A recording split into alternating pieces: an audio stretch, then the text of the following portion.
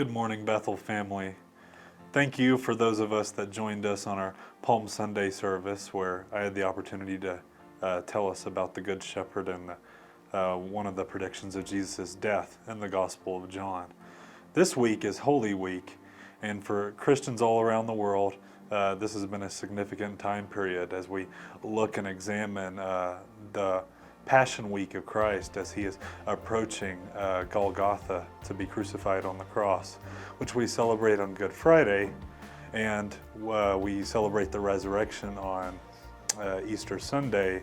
But it's the days in between Palm Sunday and Good Friday that not many of us really think about or have an understanding of. And one of the intentions that we would like to share with you today are a series of videos examining each day of Holy Week leading up to the crucifixion. And this gives us an opportunity to enter into the life of Jesus, and as we meditate and prepare our hearts for what he has for us on the Easter weekend. And today, after Palm Sunday, the Christian calendar has celebrated as Fig Monday. When you look at Matthew chapter 21, starting in verses 18 through 22, we see this is the account where Jesus curses the fig tree. And this event takes place in the morning after the triumphal entry. And I'll read the passage. In the morning, as he was returning to the city, he became hungry. And seeing a fig tree by the wayside, he went to it and found nothing on it, but only leaves. And he said to it, "May no fruit ever come from you again." And the fig tree withered at once. And when the disciples saw it, they marveled, saying, "How did the fig tree wither at once?" And Jesus answered them, "Truly I say to you, if you have faith and do not doubt, you will not only do what has been done to this fig tree, but even if you say to this mountain, 'Be taken up and thrown into the sea,' it will happen. And whatever you ask in prayer, you will receive, if you have faith." So let's examine a little more closely on why Jesus curses this fig tree the day after his triumphal entry. Jesus has just finished cleansing the temple. And if you joined us for Pastor Aaron's sermon on John chapter 2, we talked about how Jesus cleansed the temple the first time in John chapter 2. And this is the second temple cleansing. And in the morning after the temple cleansing, Matthew is very intentional about tying two events connected with one another to kind of further or develop the thing that Jesus has started to teach us. And when Jesus curses the fig tree, he's tying this to the cleansing of the temple, showing that the Jewish sacrificial system would soon cease and would soon become obsolete. This is fulfilling some of the prophecies that we read about in Isaiah chapter 5, when we read that the prophet Isaiah says that God planted a vineyard, and the vineyard symbolizes Israel.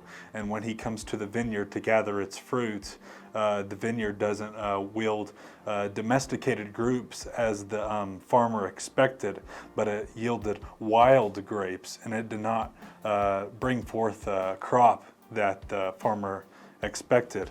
And in Jeremiah chapter 8, verse 13, that imagery is further emphasized when God says, "When I would gather them, gather Israel, declares the Lord. There are no grapes on the vine, nor figs on the fig tree, even the leaves are withered, and what I gave them has passed away from them."